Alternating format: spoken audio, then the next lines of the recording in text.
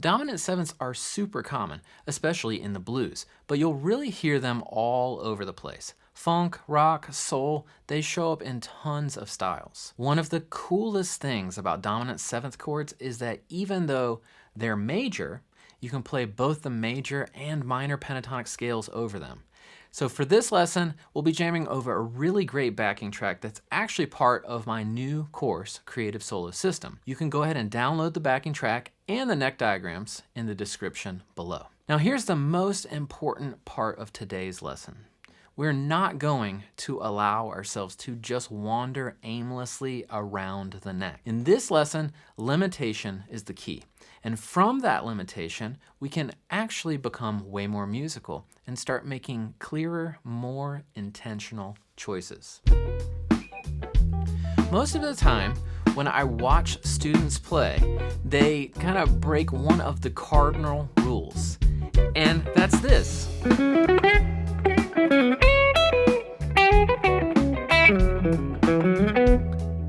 The rule is, don't play anything until you actually listen and hear what the band is doing. People instantly start noodling around aimlessly as if that's practice or performance. It's kind of like mindless scale runs and noodling are the main activities that we think will teach us to solo. But let me clue you in, they are not. So my first recommendation is don't even touch the strings. Don't even touch the guitar strings. Just listen. So count in your head. Count out loud. Experience the groove, the harmony, the melody that the band is laying down. Notice how the kick and the snare drums are working together. In popular music, those are the core of the groove, showing us the pulse. So kick will be on like beats 1 and 3. So if our 1, 2, we've got kick, kick, kick, kick. The snare is going to be on 2 and 4. It's going to be snare, snare, snare, snare. Then you want to tune into the cymbals. In this case, the drums are essentially doing hi-hats and they're playing eighth notes like this. 1 and 2 and 3 and 4. What's the bass doing? So maybe you count it, maybe you feel it, maybe you mimic it or use your voice. Then dial into the keys and the rhythm guitar. I recommend learning to count the groove before you even play. And don't count it like a robot, count it musically, like this. 1, 2, 3, 4, 1, 2, or eighth notes. 1 and 2 and 3 and 4 and 1 and 2, or triplets. 1 and a 2 and a 3 and a 4 and a 1 and a 2 and a, or 16ths. 1E and a 2E and a 3E and a 4E and a 1E and a 2E and a. So you really want to get dialed into the feel. And by that, I mean the rhythmic feel of the track. Now, in this lesson, I'm going to show you something really cool. We're going to take one of my favorite diagonal pentatonic shapes, but we're only going to allow ourselves 5 notes total. Limitation, right? Just 1 octave of the pentatonic scale. This limitation forces us to get a bit more creative. It pushes us to make better musical choices. And so for right now, what we'll do is we'll put the root note on the G string, and that's going to be our 3rd string, and we'll play a 3-note set on that string, and a 2-note set on the D string. So that gives us a major pentatonic scale. Now, let me say something. People love to complain about scales, but I'm here to tell you, don't blame the scale if your playing doesn't sound good. Listen to this. Here are the notes of the scale.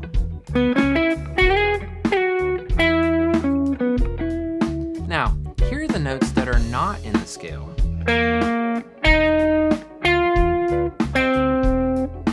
So I'm going to take a guess and say that you probably prefer the sound of the scale, right? Not the notes that are outside of the scale. So here's the thing though, just playing up and down the scale, that's boring.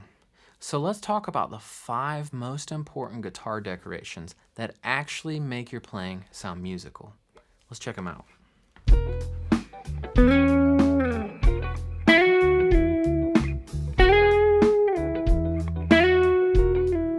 We've got slides, right? About some hammer-ons.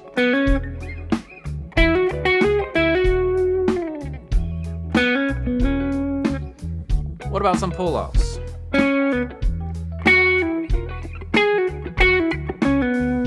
Maybe some bends? I love that middle note of the 3-note set for the bend.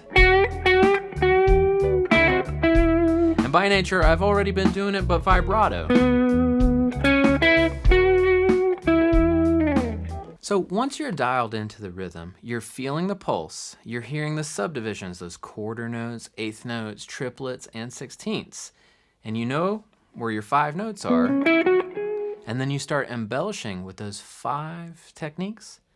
Now you're making music. Don't forget to stick around until the end of the video. I'm gonna show you a killer way to start playing call and response with yourself over this dominant 7th track. Now I wanted to take a second to introduce you to the sponsor of this video, my brand new course called Creative Solo System. So what's inside Creative Solo System? 34 world-class backing tracks, major, minor, dominant, more. Step-by-step lessons for every single track, interactive tab and solo examples for each module, improv game exercises to build real skills, not just memorizing licks, 68 call and response videos for guided soloing practice, full theory breakdowns, but only what you need to know, nothing you don't, over 200 plus video lessons designed to simplify the fretboard and unlock creativity. And as with all my courses, you get lifetime access plus any future updates based on student feedback. I'm always adding new lessons. So I just launched it on Thursday, April 3rd, and there's a special discount going on until Monday, April 7th at midnight. Click the link below to make sure that you're on the list in order to get the discount. So now that we've got a bit more direction and a few new ideas on how to play with more musicality, now I want to share something really cool with you. Throughout the history of music and across so many styles that we all love, there's one theme that shows up again and again. And it's one of the things that makes music feel like a conversation. That concept is called call and response. There are lots of ways to use call and response, but the version I'm going to show you today is super easy and it sounds fantastic. So here's what we'll do. We'll start by playing a lick or idea inside of the major pentatonic, using that nice little diagonal pattern that we've been working with. That's going to be our call. And then we will literally copy and paste that lick exactly up 3 frets. That becomes our response. And here's why it works so well. So we're taking a lick from the diagonal major pentatonic and we're moving it perfectly into the diagonal minor pentatonic. Now, like I mentioned earlier, over a dominant 7th chord, you can play major or minor pentatonic, and both sound amazing. The major pentatonic is what B.B. King would call the sweet sound of the blues, and the minor pentatonic gives you that gritty, kind of classic blues feel. So let's give this a try. I'll play a lick in the major pentatonic, and then copy and paste it up 3 frets into minor. 2, 3.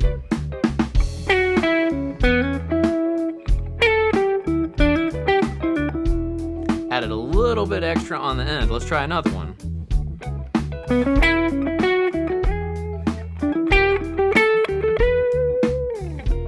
It's really neat. It's like I'm continuing the idea, responding to the idea.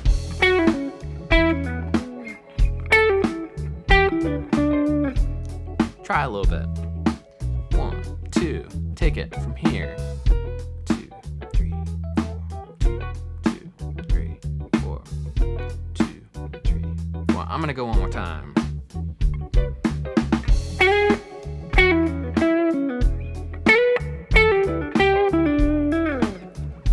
It is so good. So make sure to download this track below and give it a shot on your own. And now that you've learned how to play with way more musicality and intentionality on this track, watch this video next in order to try out 3 great improv exercises that will skyrocket your guitar playing.